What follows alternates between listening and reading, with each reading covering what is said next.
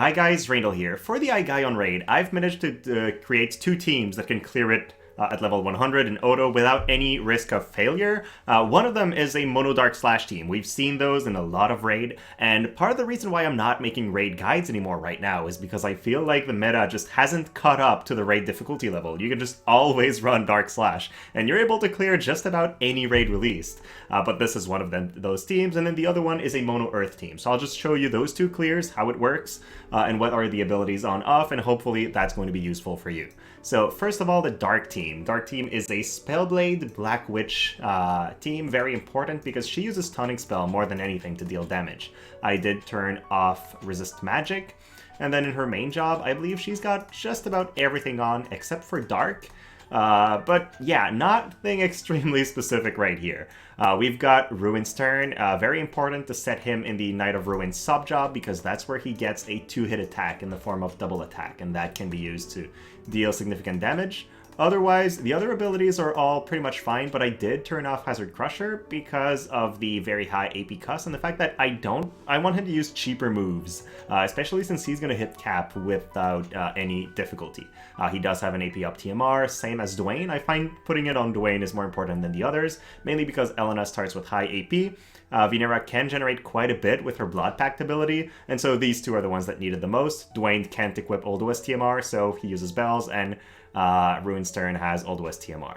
So as for Dwayne, he is a Dragoon sub-job, mainly because the boss is weak to Pierce, but we'll notice that he doesn't really use that all that much. He does enough to hit cap rather easily, otherwise that's the setup. I did turn off, I believe, Atonement, because I wanted him to use Bells over Atonement in his early turns. It was very important for my team, and so that's it.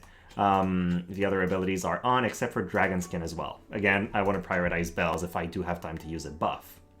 And then one thing I want to point out is this team has Paralysis Resistance. She has a Marshmallow Hat.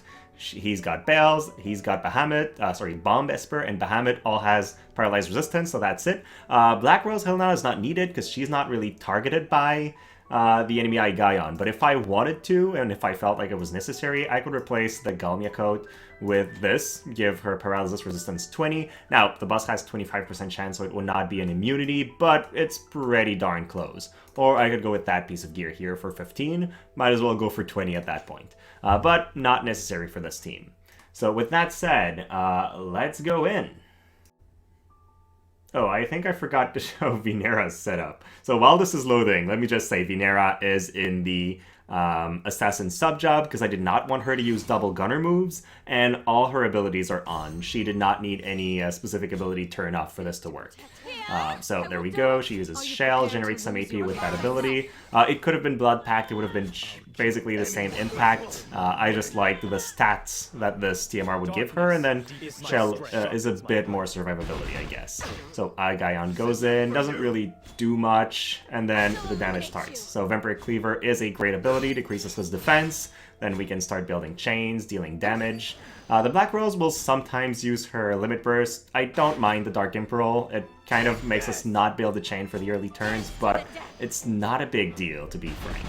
So there we go, Aigaion keeps hitting us a little bit. Now, we do have a few turns where we have less AP, but overall, the rate at which his HP is going down is not that alarming. We can tell 8 actions left, and he's relatively damaged already. He hasn't paralyzed anybody. Now that I look at this actively, I do realize the Black Witch does get hit, so it might be better to swap her items to give her the paralysis resistance after all. But let's be honest, we have 3 turns left. He's just about to go down. So yeah, not the most clean. We could have, with other teams, gotten like 10 actions left remaining, but so far this has never failed me. It clears every time, so I figure it's a good enough strategy.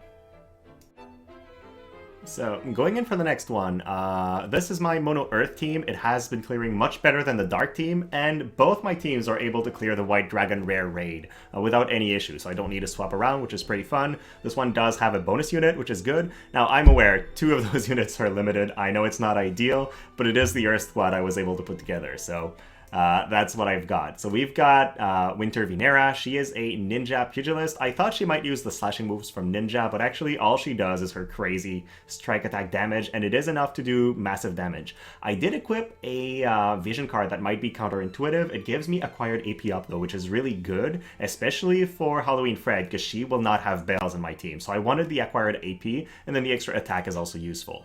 We've got Luelle.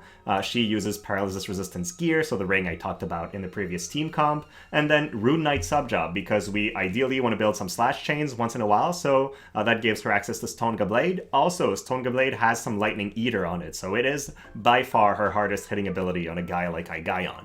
And then finally, we've got Halloween Fred. She's set up as a Dragoon Duelist with all that on. In terms of abilities on off, I believe she has everything on for this map.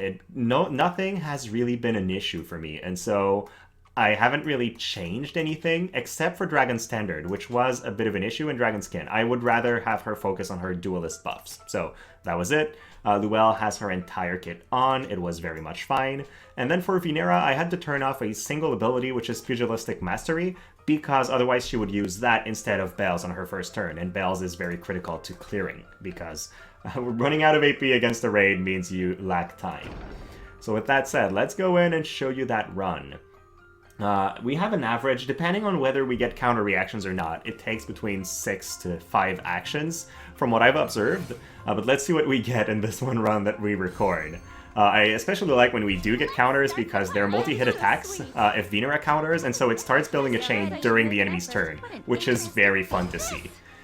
So raids are usually, you just run the same quest 17,000 times, so whenever something fun happens on screen, I'm just very happy.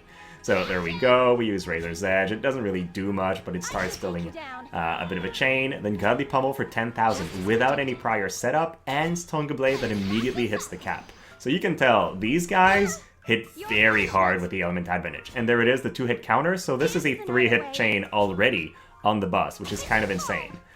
We use Loveji Absorption. I'm not too sure why she would use that instead of a slash attack, but it's fine. And now when there's no chain, we use Snowball Fight, which imperils Earth Resistance further, so we can keep dealing insane damage. See, Fred hasn't run out of AP yet, because I let her ability that recovers AP on a crit on, and so with 6 actions left, we do clear the boss. So this is by far my best strategy. Does have some limited units though, so we have to be aware of that. And so that's going to be it. I didn't want to go into too much detail, just showing you some team comps that have worked for me, and hopefully that's going to be useful for you. So thank you so much for watching, guys, and I will see you in the next video.